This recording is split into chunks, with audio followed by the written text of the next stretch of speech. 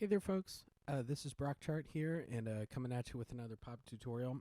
This one is probably my favorite out of this book. This one is Leaps and Bounds from Five Finger Pop Book 2. So, a little background about this one. The name is actually a Superman reference. So, yeah, the old comics where he would leap buildings, he would leap tall buildings in a single bound. And so this whole piece is kind of centered around, leaps and bounds in the left hand, with the left hand kind of jumping over the right hand over and over. So kind of a cool comic book reference.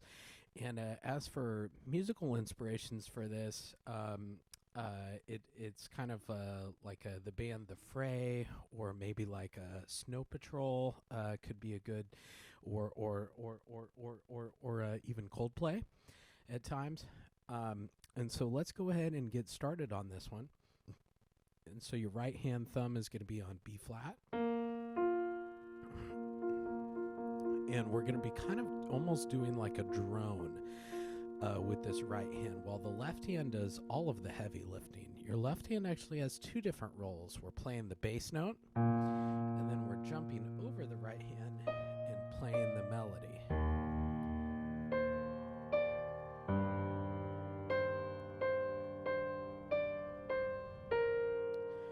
So, and before we go any further, just a friendly reminder to go into the piano a little bit, into the key bed whenever we have that thumb or a pinky on a black key. I think it just makes it a little bit more comfortable for my hand, at least.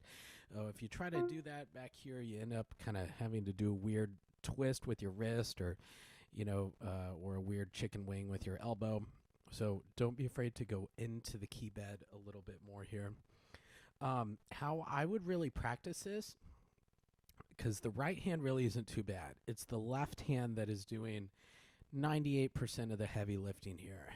And so just to get used to crossing over and back again, and just the motion of it, I would keep your right hand just there in the middle of the piano where it's supposed to be, but just don't play any notes, because it's almost like you're having like a hurdle to practice with. So you can practice like, you got to make sure that you are actually crossing over your hand. So if you don't have anything there, then, it's just, you are practicing it, but, I don't know. I like to have the hand there. It makes it a little bit more real, and a little bit more, like a real world scenario in this piece.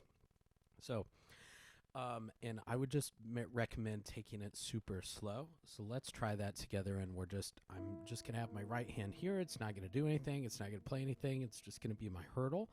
While my left hand, and I'm going to go slow here. Ready, go. Left, crossover. 3, 4, 1. 3, 4, 1. 2, 3, and then we do it again. 3, 4, 1, 2, 3, 4, 1, 3, 4, 1, 2, 3, 4. So what is nice about this is, even though the left hand is pretty active, your right hand really isn't doing too much. So you can devote pretty much all of your mental focus to that left hand. And I think it's okay if you need to kind of glance down every now and then at where your left hand is on the piano, because we are doing quite a bit of jumping there. So, but yeah. So then this is the way that this would sound. And remember that right hand is really just there to be a drone,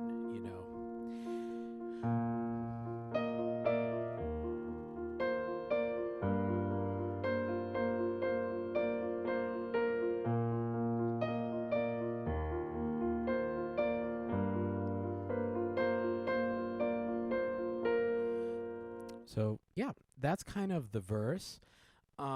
And we have the second part of the verse happening in the very last line of the first page there. That'll be measure 7, and we are jumping up even a little bit higher, up to that G, F, and then it starts to be kind of the same thing. watch out for these eighth notes there. And then this very last phrase right in 11 is just the same thing as measure 3. So, but yeah, that is kind of the verse. And with a lot of these pop and rock tunes, so I would definitely, encourage you to, make up your own lyrics for these. So it's just absolutely begging for lyrics.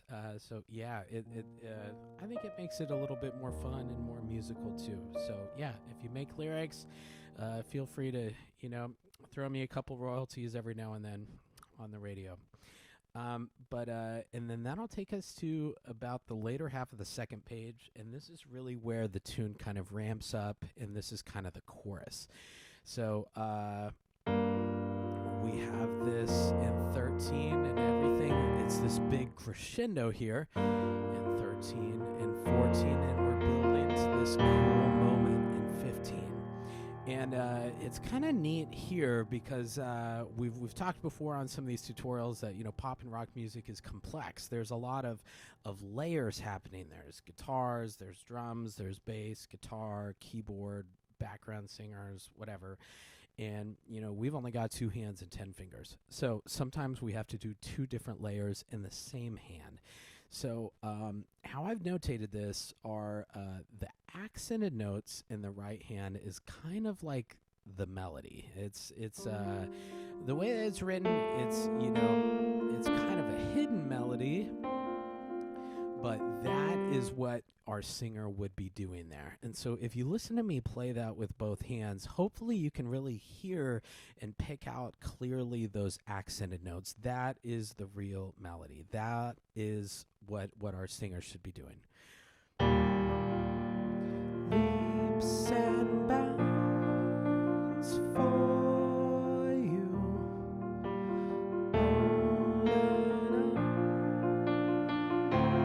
But hopefully you can hear G, A, B, D, C, G. And so, if I just take away the right hand and I don't do any of the accents, it's a very similar sort of phrase and melody to what we're doing on the first page with that kind of eighth note droney thing. But I would practice that even just like right hand and just like loud and then soft, loud, loud, loud, loud. So just to practice bringing out those accented notes there. And what is nice is that, you get to practice it 3 times. It's, pretty much the same thing 3 times in a row. So, again, feel free to sing along with that. I think that can really help bring out those notes and kind of help that our ear focus on those melody notes there. Left hand is just kind of doing these open fifths for the most part.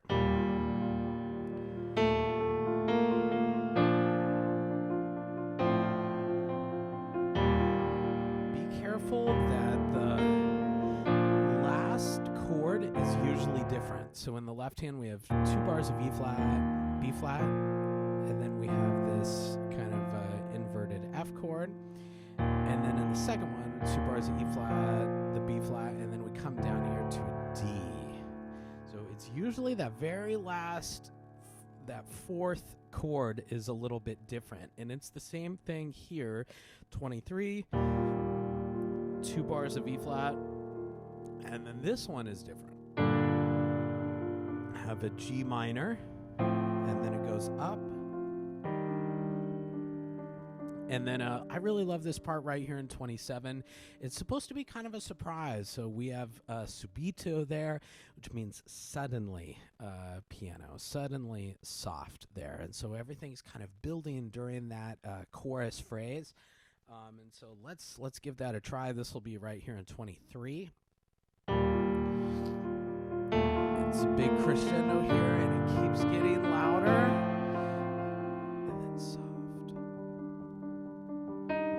So, and it kind of gets softer a couple of different ways. I mean, yes, the dynamic is softer, but the writing and the orchestration just it takes away notes. This is the only time that like the left hand isn't doing two note chords here, and so it's just a little bit lighter orchestration, anyways. So that'll help you out.